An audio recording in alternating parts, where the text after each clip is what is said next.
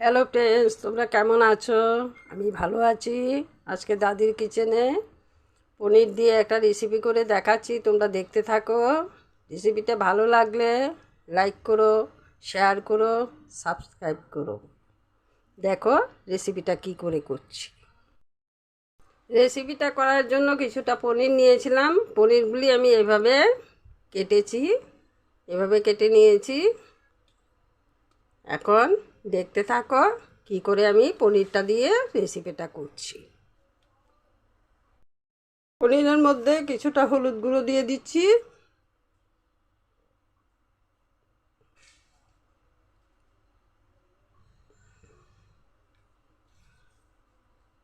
দিয়ে দিচ্ছি সামান্য নুন, দিয়ে আমি মেখে নেব। মেখে নিলাম। কড়াতে কিছুটা সাদা তেল দিয়ে দিলাম, তেলটা গরম হয়ে গেছে। এখন পনিরগুলি আমি দিয়ে দিচ্ছি।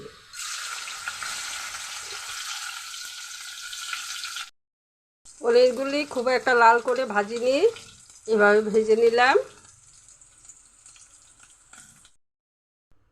আজকে আমি পনিরটা কী দিয়ে করব তোমাদের দেখাচ্ছি। এখানে কিছুটা সাদা তিল নিয়েছি, নিয়েছি কাঁচা লঙ্কা, নিয়েছি কাজু বাদাম, আর এখানে কিছুটা আদা নিয়ে আমি গ্রাইন্ডারে পেস্ট করে নেব।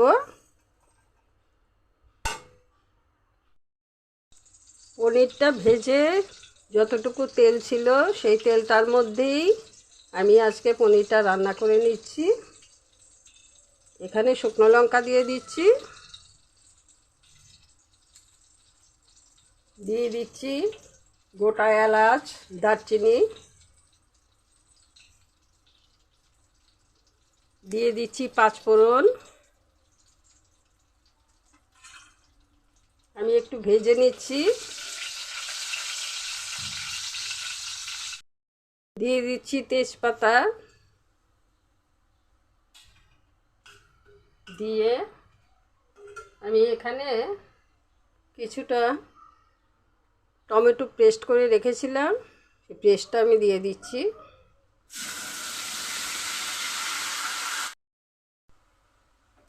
এখানে আমি তিল, কাজু, আদা, কাঁচা লঙ্কা পেস্ট করে নিয়েছি। এটার মধ্যে কয়েকটা মশলা আমি দিয়ে দিচ্ছি। অল্প করে জিরার গুঁড়ো, ধনে গুঁড়ো, আর অল্প করে কালারের জন্য আমি একটু লঙ্কা গুঁড়ো দিচ্ছি।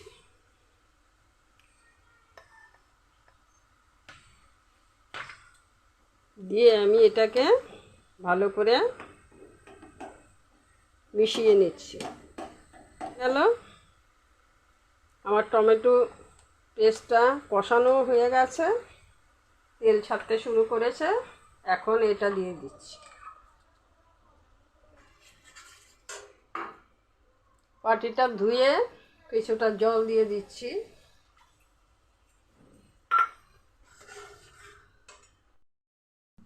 এখানে কিছুটা দই নিয়েছি, দইটা আমি ফেটিয়ে নিচ্ছি।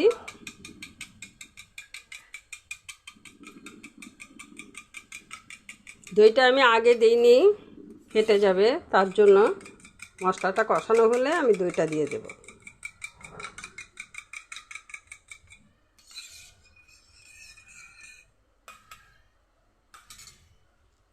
মশলাটা আমার কষানো হয়ে গেছে, এখন আমি দইটা দিয়ে দিচ্ছি।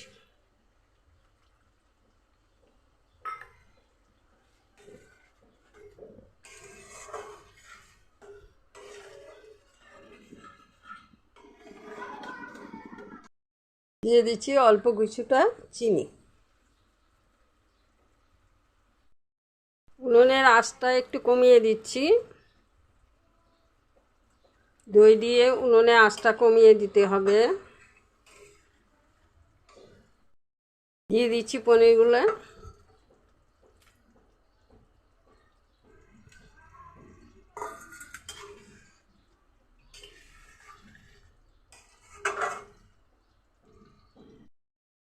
রান্নাটা দারুণ টেস্টি হয়, আপনারা একবার রান্না করে খাবেন, খেয়ে আমাকে জানাবেন, কমেন্টে জানাবেন, কমেন্ট করবেন, করে জানিয়ে দেবেন রান্নাটা কেমন হয়েছে।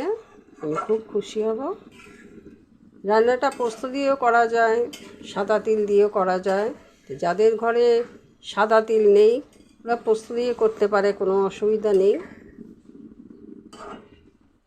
না খেলে বুঝতে পারবেন না রান্নাটা কতটা টেস্টি হয়।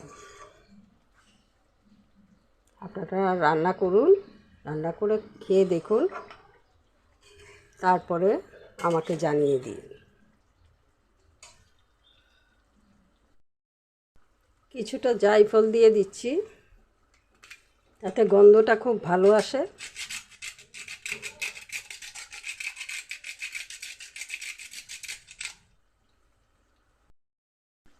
খানিকটা জল দিয়ে দিচ্ছি। দইয়ের বাটিটাতে জল দিয়ে জলটা দিয়ে দিলাম।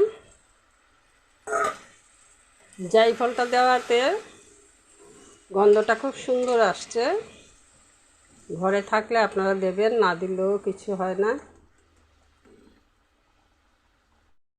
সামান্য ঘি দিয়ে দিচ্ছি।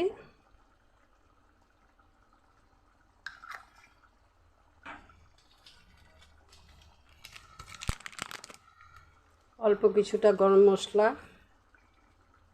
একদম অল্প করে দিচ্ছি। এখন নামিয়ে নেব। নামানোর আগে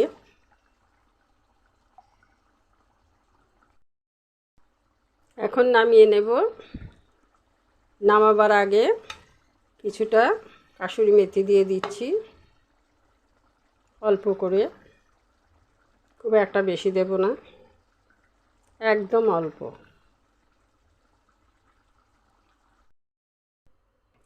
রেসিপিটা আমার হয়ে গেল।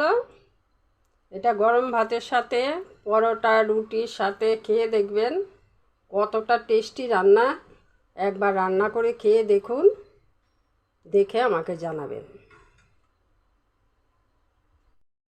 আজকে রেসিপিটা এখানেই শেষ করলাম। আপনারা ভালো থাকবেন, সুস্থ থাকবেন।